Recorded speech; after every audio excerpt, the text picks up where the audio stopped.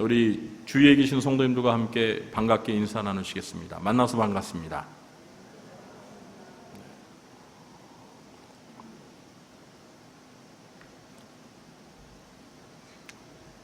통계 사이트인 월도미터에 따르면 지난 6월 11일 하루 동안만 세계에서 13만 6,757명의 코로나 확진자가 발생했다고 합니다. 이 수치는 지난해 말 중국 우한에서 처음으로 코로나19 발병이 보고된 이후 최고 기록입니다. 미국, 러시아, 브라질, 인도 등 경제 활동을 서둘러 개재한 나라를 중심으로 신종 코로나 바이러스가 다시 확산되고 있습니다. 안타깝게도 우리나라 역시 생활 방역으로 전환한 뒤 신규 확진자가 다시 늘어서 최근 며칠 동안 하루 평균 50명대를 유지하고 있습니다. 전문가들은 2차 팬데믹 사태를 우려하고 있고 코로나 사태가 연말까지 갈 것이라는 전망을 내놓고 있습니다. 이런 부정적인 전망은 국내 경제뿐만 아니라 세계 경제를 더욱 암울하게 만들고 있습니다. 코로나는 우리의 목숨을 위협할 뿐만 아니라 우리의 생활 기반마저 위협하고 있습니다. 2020년 6월 17일 현재 우리에게는 이 미래에 대한 희망이 보이지 않는 것 같습니다. 지금으로부터 대략 2000년 전 베드로 사도가 이 베드로 전서를 기록할 무렵 본도, 갈라디아, 갑바도기아, 아시아와 비두니아에 흩어져 살던 그리스도인들도 이유는 달랐지만 그들의 현실에 희망이 보이지 않기는 마찬가지였습니다. 그들은 기독교 신앙을 가졌다는 이유로 고난과 박해를 견뎌야 했고 세상 사람들과 전혀 다른 가치관과 생활 방식으로 인해 가정과 직장과 사회로부터 따돌림을 받아야 했습니다. 어떤 신자들은 이런 고난을 견디기 싫어서 기독교 신앙을 포기하고 교회 공동체를 떠나기도 했습니다. 주변에 이런 변절자들이 생기는 걸 보면서 신앙으로 무장하는 신자들이 있는가 하면 오히려 신앙이 흔들리는 신자들도 있었습니다. 이런 모습들을 보면서 베드로 사도는 힘겨워하는 신자들을 위로하고 격려하며 소망을 북돋아 주기 위해 베드로 전서를 쓰게 되었던 것입니다. 오늘은 그리스도인들의 산 소망이라는 제목으로 하나님의 말씀을 전하겠습니다. 첫째, 고난 가운데서도 하나님을 찬송해야 합니다. 사랑하는 성도 여러분, 이 베드로 사도가 흩어진 나그네 신자들에게 편지를 쓰면서 첫 인사말을 마치자마자 가장 먼저 한 말이 무엇입니까? 3절에 우리 주 예수 그리스도의 아버지 하나님을 찬송하리로다. 여러분 같으시면 편지를 쓰면서 인사말을 하고 나서 다음에 어떤 말을 쓰시겠습니까? 보통 이 상대방의 안부를 묻지 않겠습니까? 지금 베드로전서의 수신자들은 이 고난과 박해를 겪고 있습니다.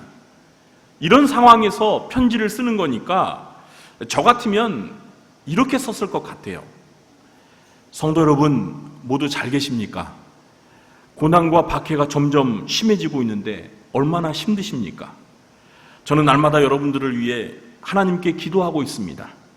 하나님께서 여러분을 도우실 것입니다. 모두 힘내십시오. 아마도 대부분은 이렇게 쓸 것 같습니다. 편지를 받아보는 사람들도 이런 안부를 기대했을 것입니다. 그런데 베드로 사도는 이런 안부보다도 먼저 우리 주 예수 그리스도의 아버지 하나님을 찬송하리로다 이렇게 말을 하고 있습니다. 저는 베드로의 이 말이 우리 모두의 예상을 깨는 매우 의도적이고 교훈적인 메시지가 담겨 있다고 생각합니다. 성도 여러분, 신자들에게 하나님 아버지를 찬송하라는 것은 너무나도 당연하고 상식적인 발언입니다. 이걸 모를 신자들이 누가 있겠습니까? 그런데 우리는 이 베드로의 말을 고난과 박해를 겪고 있는 신자들의 상황과 연결해서 생각해 볼 필요가 있습니다. 여러분, 우리가 신앙생활을 하면서 언제 찬송을 많이 부르게 되나요? 은혜를 많이 받아서 마음이 기쁘고 성령 충만할 때 찬송이 나오지 않습니까? 그렇죠? 자, 그럼 반대로 언제 찬송이 사라지던가요? 은혜가 사라지고 우리의 심령이 메말라져서 영적인 침체에 빠지게 되면 찬송이 나오지 않습니다. 찬송뿐만 아니라 기도도 막히고 감사도 사라집니다. 혹시 고난과 박해를 경험하며 힘겨운 나날을 보내고 있는 신자들의 삶에서도 찬송이 사라지고 있었던 것은 아닐까요? 우리는 출애굽한 이스라엘 백성들이 광야에서 고난을 겪을 때 했던 일을 잘 알고 있습니다. 그들은 광야 생활의 어려움을 경험하자 애굽의 노예살이에서 해방해 준 하나님의 은혜를 잊어버리고 하나님을 원망하며 불평하기 시작했습니다. 그들에게서 하나님께 감사와 찬양을 찾아볼 수 없었습니다. 어쩌면 고난과 박해 속에서 흩어져 살고 있었던 신자들도 광야의 이스라엘 백성들처럼 하나님께 대한 감사와 찬송을 잊어버리고 원망과 불평을 하고 있었을지도 모릅니다. 하나님, 왜 저에게 이런 고난과 시련을 주시는 겁니까? 도대체 제가 뭘 잘못했기에 이런 일을 겪어야 하는 거죠? 하나님은 제가 얼마나 고통스러워하고 있는지 아시기는 합니까? 하나님 절 사랑하시나요? 이런 신앙적인 회의가 드는 사람의 입에서 과연 찬송이 나올까요? 우리는 스스로 나의 영적인 상태를 진단할 수 있습니다. 성도 여러분, 지금처럼 예배 드릴 때 말고 여러분들은 일상의 삶에서 하나님을 찬송하며 살고 계십니까? 만일 그렇지 못하다면 그만큼 내 영혼에 은혜가 채워지지 못하고 있다는 것이고 그만큼 내가 광야와 같은 삶을 살고 있다는 증거일 수 있습니다. 그러나 데살로니가전서 5장 16절부터 18절의 말씀처럼 우리는 항상 기뻐해야 하고 쉬지 말고 기도해야 하며 범사에 감사해야 합니다. 기쁘고 행복할 때만 찬송하는 것이고 슬프고 불행할 때는 찬송하지 않는 것입니까? 아닙니다. 기쁘고 행복할 때에도 그리고 슬프고 불안할 때에도 하나님을 찬송해야 합니다. 고난과 박해 속에서도 우리는 하나님을 찬송해야 합니다. 왜냐하면 하나님께서는 우리가 처한 환경과 형편에 상관없이 마땅히 찬송을 받으셔야 할 분이시기 때문입니다. 우리가 고난과 박해를 받는 환경에 있다고 해서 하나님을 찬송해야 할 이유가 사라지는 것은 결코 아닙니다. 어쩌면 우리가 고난과 박해 속에서 정말 회복해야 할 것이 찬송이고 기도이고 감사입니다. 고난과 박해 속에서 드리는 찬송과 기도와 감사가 진짜 귀한 것입니다. 우리는 사도행전 16장에서 복음을 전하다 실컷 매를 맞고 빌립보 감옥에 갇힌 사도 바울과 실라를 보게 됩니다. 그들은 한밤중에 감옥에서 무엇을 했습니까? 사도행전 16장 25절과 26절을 제가 읽어보겠습니다. 한밤중에 바울과 실라가 기도하고 하나님을 찬송하며 죄수들이 듣더라. 이에 갑자기 큰 지진이 나서 옥토가 움직이고 문이 곧 다 열리며 모든 사람의 매인 것이 다 벗어진지라. 바울과 실라가 고난과 시련 중에 하나님께 기도하고 찬송을 했더니 놀라운 하나님의 역사가 일어났습니다. 여러분, 이런 복음성가 있잖아요. 찬송을 부르세요, 찬송을 부르세요, 놀라운 일이 생깁니다, 찬송을 부르세요. 눈치가 있는 성도님들 이렇게 박수 치면서 같이 따라 부르는데 그렇다고 다시 부를 수도 없고 그렇습니다. 베드로 사도는 고난과 박해 가운데 있던 신자들에게 편지를 쓰면서 가장 먼저 하나님께 대한 찬송을 회복하기를 원했던 것입니다. 우리 성도님들도 고난 가운데서 더욱 하나님을 찬송하며 사시기 바랍니다. 그러면 우리의 찬송을 받으신 하나님께서 고난을 이겨낼 수 있는 놀라운 힘과 능력을 베풀어 주실 줄 믿으시기 바랍니다. 둘째, 긍휼이 많으신 하나님께서 우리를 거듭나게 하시고 산소망을 갖게 하셨습니다. 베드로 사도는 이 고난과 박해 속에 힘겨워하는 신자들에게 그냥 무조건 하나님을 찬송하라고 말한 것이 아닙니다. 우리에게 하나님을 찬송할 이유가 분명히 있기 때문에 찬송하라는 것입니다. 그 찬송할 이유가 무엇인지 우리 3절을 함께 읽어보겠습니다. 우리 주 예수 그리스도의 아버지 하나님을 찬송하리로다. 그의 많으신 긍휼대로 예수 그리스도를 죽은 자 가운데서 부활하게 하심으로 말미암아 우리를 거듭나게 하사 산 소망이 있게 하시며. 아멘. 자, 하나님을 찬송해야 할 이유는 세 가지로 생각해 볼 수 있습니다. 첫 번째 이유는 하나님은 긍휼이 많으시기 때문입니다. 하나님이 뭐가 많으시다고요? 긍휼이 많으시기 때문입니다. 여러분, 긍휼이라는 말의 뜻이 무엇입니까? 긍휼이란 불쌍히 여기고 도와주는 마음입니다. 긍휼이 뭐라고요? 우리 곁에 계신 분에게 한번 설명해 보세요. 불쌍히 여기고 도와주는 마음이 긍휼입니다. 시편 116편 5절에 보니까 여호와는 은혜로우시며 의로우시며 우리 하나님은 긍휼이 많으시도다. 우리 하나님은 뭐가 많다고요? 긍휼이 많으시도다. 우리 하나님은 긍휼이 적으세요? 많으세요? 많으십니다. 그렇습니다. 하나님은 긍휼이 아주 많으신 분이십니다. 믿으시면 아멘 하시기 바랍니다. 하나님은 긍휼이 많으신 분이시기 때문에 저와 여러분을 불쌍히 여기시고 도와주시는 줄 믿으시기 바랍니다. 하나님을 찬송해야 할 두 번째 이유는 우리를 하나님의 자녀로 거듭나게 하셨기 때문입니다. 여러분, 거듭남이 무엇입니까? 영어로 거듭남이 born again입니다. born again. 다시 태어남. 다시 태어남.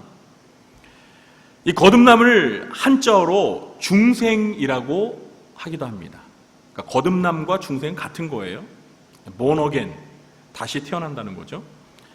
자, 거듭남이란 성령께서 영적으로 죽었던 죄인을 다시 살리셔서 하나님의 자녀가 되게 하시는 것입니다. 육체적으로 죽은 사람을 다시 살리는 게 아니고 그건 부활이고, 영적으로, 그러니까 죄로 인해서 영적으로 죽어있는 죄인을 성령 하나님께서 다시 살리셔서 하나님의 자녀를 만드는 것, 이게 거듭남이에요. 거듭남이 뭔지 한번 옆에 계신 분 설명해 보세요. 이제는 여러분들이 긴장하셔야 돼요. 제가 자꾸 여러분에게 설명해 보라고 합니다. 왜냐하면 들을 때는 아는 것 같아요. 근데 막상 다른 사람한테 설명해 보라고 하면 거듭남이 뭐라고요? 네. 시작은 되는데 끝이 안 돼요. 거듭남이란 성령 하나님께서 영적으로 죽어있던 죄인들을 다시 살리셔서 하나님의 자녀가 되게 하는 거예요. 이제 아시겠죠? 그러니까 거듭남이라는 것은 영적인 재출생입니다. 영적으로 다시 태어나는 거예요. 요한복음 3장에서 이 거듭남의 진리에 대해서 니고데모에게 예수님께서 가르쳐 주셨는데, 제가 요한복음 3장 3절과 5절 말씀을 읽어볼게요. 잘 들어보세요. 다 아는 말씀입니다. 예수께서 대답하여 이르시되 진실로 진실로 내게 이르노니 사람이 거듭나지 아니하면 하나님의 나라를 볼 수 없느니라. 예수께서 대답하시되 진실로 진실로 내게 이르노니 사람이 물과 성령으로 나지 아니하면 하나님의 나라에 들어갈 수 없느니라. 여러분, 요한복음에 보면 예수님의 이 말버릇이 있어요. 사람들마다 이 말할 때 습관이 있습니다. 저도 있고 여러분도 있어요. 근데 예수님께서는 어떤 언어 습관이 있었냐면, 중요한 진리를 전하실 때 내가 진실로 너희에게 이르노니, 더 중요한 진리를 전하실 때는 진실로를 2번이나 하세요. 내가 진실로 진실로 너희에게 이르노니. 근데 이 요한복음 3장에 거듭남의 진리를 설명하실 때 두 번씩이나 내가 진실로 진실로 내게 이르노니. 그만큼 거듭남의 진리가 매우 중요하다는 거예요. 예수님께서는 사람이 거듭나지 아니하면 하나님의 나라를 볼 수도 없고 하나님의 나라에 들어갈 수도 없다라고 말씀하고 계십니다. 그렇습니다. 하나님의 자녀로 거듭나야 하나님의 나라 천국을 볼 수도 있고 들어갈 수도 있는 것입니다. 반대로 거듭나지 않으면 하나님의 자녀가 될 수도 없고 천국에 들어갈 수도 없다는 것입니다. 그러면 누가 거듭난 자일까요? 누가 거듭난 자일까요? 복음을 듣고 회개하고 예수님을 믿어 하나님의 자녀가 된 사람이 바로 거듭난 자입니다. 자, 그러면 여러분은 거듭나셨습니까? 여기 아멘 소리가 작죠? 오늘 아침을 안 드시고 오셨나?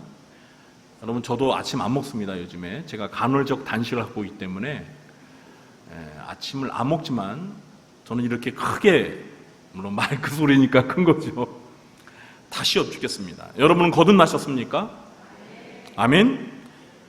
그런데 베드로 사도는 이렇게 우리를 거듭나게 하시려고 하나님께서 그의 많으신 긍휼대로 예수 그리스도를 죽은 자 가운데서 부활하게 하셨다고 말하고 있습니다. 하나님께서는 고난과 박해를 경험하고 있는 신자들을 거듭나게 하시려고 하나밖에 없는 아들을 십자가에 못 박혀 죽게 하시고 부활하게 하셨다는 거예요.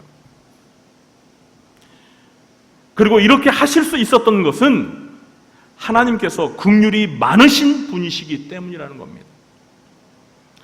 긍휼이 많다는 것은 그만큼 사랑이 많다는 의미입니다. 이렇게 긍휼이 많으신 하나님의 사랑으로 거듭난 신자들이기 때문에 하나님께 감사해야 한다는 것입니다. 아마도 베드로의 이 편지를 받아 읽는 신자들은 모두가 거듭나게 하신 그 하나님의 긍휼과 사랑에 커다란 위로를 경험하고 하나님께 감사와 찬송을 드렸을 것입니다. 하나님을 찬송해야 할 세 번째 이유는 우리에게 산소망을 주셨기 때문입니다. 우리에게 뭘 주셨기 때문이라고요? 산소망을 주셨기 때문입니다. 3절 하반절에 보시면 우리를 거듭나게 하사 산소망이 있게 하시며, 베드로 사도는 긍휼이 많으신 하나님 아버지께서 우리를 거듭나게 하셨을 뿐만 아니라 산소망이 있게 하셨기 때문에 하나님께 감사해야 한다고 말합니다. 여러분, 소망이 무엇입니까? 소망. 이 소망의 사전적인 정의는 간절히 바라는 것입니다. 간절히 바라는 것이 소망입니다. 그래서 이 비슷한 말로는 소원, 희망 이런 말이 있죠. 자, 그런데 우리가 일반적으로 말할 때 사용하는 소망과 베드로 사도가 이 성경에서 말하는 소망의 의미는 차이가 있어요. 이걸 여러분이 잘 아셔야 합니다. 사람들이 흔히 말하는 소망이란 단지 자기가 기대하고 바라는 것입니다. 그러나 베드로와 성경에서 말하는 소망은 하나님의 약속에 대한 기대와 바람을 의미하는 것입니다. 그냥 일반 사람들이 말하는 소망과 성경에서 말하는 소망의 그 차이를 여러분이 잘 구분하셔야 돼요. 제가 예를 들어서 한번 비교해서 설명을 드려보겠습니다. 나는 나중에 커서 의사가 되고 싶습니다. 이것은 일반적인 의미의 소망입니다. 나는 예수님처럼 부활하고 싶습니다. 이것은 오늘 베드로가 말하는 소망, 하나님의 약속에 대한 기대와 바람입니다. 물론 일반적인 의미의 소망도 하나님의 응답과 약속이 되면, 하나님의 응답과 약속을 받게 되면 오늘 베드로가 말하는 이 성경의 소망이 될 수 있어요. 오늘 이 베드로가 말하는 소망이라는 단어가 엘피스입니다. 엘피스. 따라해보세요. 엘피스. 네. 우리가 이제 성경에서 말하는 그 그리스어로 성경이 쓰여졌잖아요. 그러니까 원어, 성경의 원어 중에서 좀 중요한 거는 알 필요가 있어요. 우리가 보통 이제 아가페 하면 뭐죠? 아가를 막 패는 거예요, 죽도록? 아가페가 뭐예요? 사랑이잖아요, 사랑. 고린도전서 13장에 나오는 아가페, 사랑이란 말이에요. 그런데 이 소망이라는 말도 여러분 기억하세요. 엘피스. 뭐라고요? 엘피스.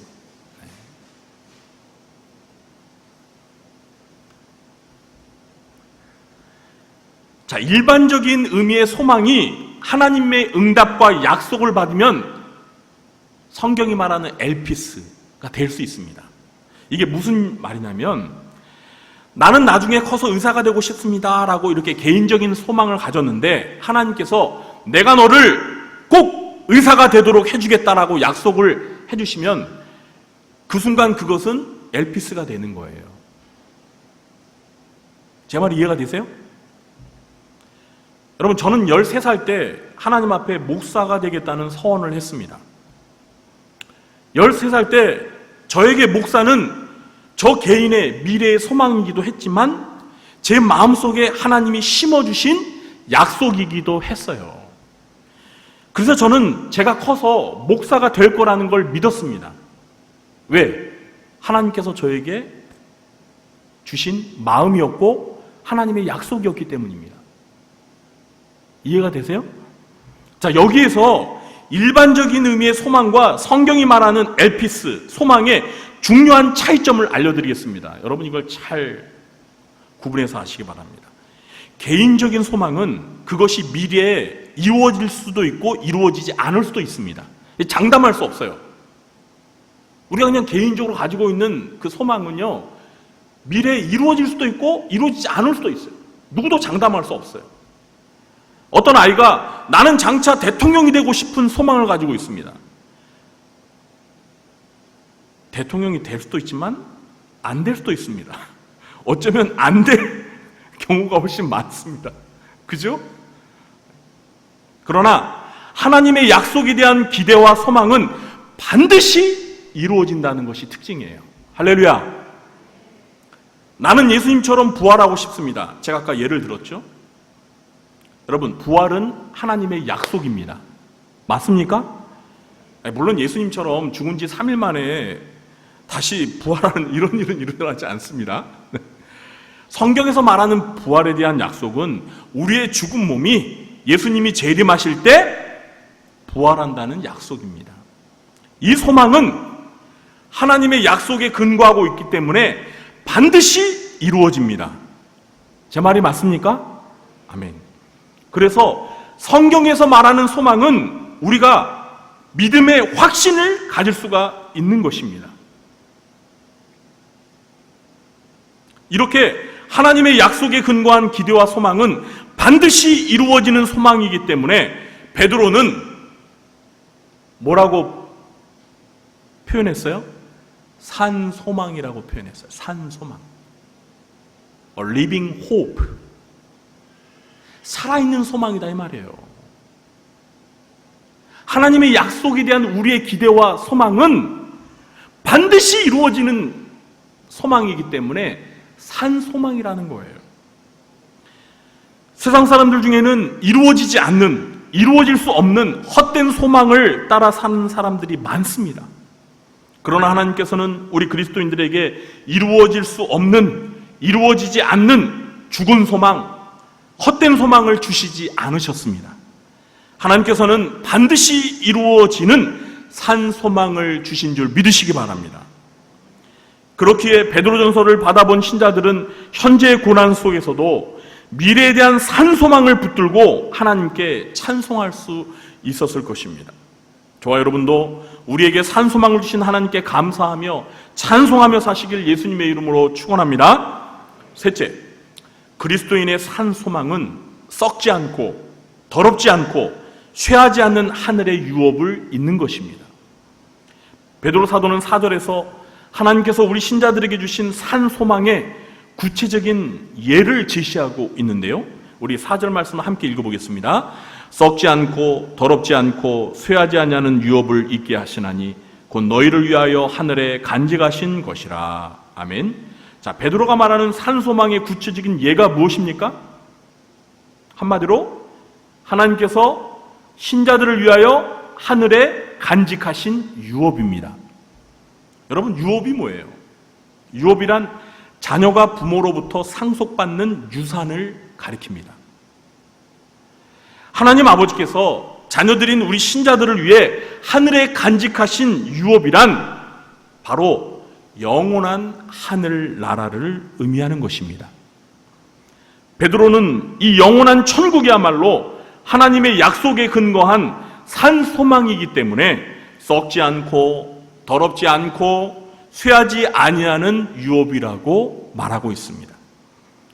바울 사도는 갈라디아서 3장 29절에서 너희가 그리스도의 것이면 곧 아브라함의 자손이요 약속대로 유업을 이을 자니라 라고 말했습니다. 하나님의 약속대로 유업을 이을 자, 그들이 누구라고요? 아브라함의 자손들인, 누구예요? 아브라함의 자손이 예수 믿은 신자들. 저 여러분 다 아브라함의 영적인 자손이잖아요. 믿음 안에서. 베드로 전서를 받아본 신자들뿐만 아니라 믿음으로 아브라함의 자손이 된 우리도 하나님으로부터 영원한 천국을 유업으로 상속받은 줄 믿으시기 바랍니다. 아까 예수님 말씀하셨잖아요.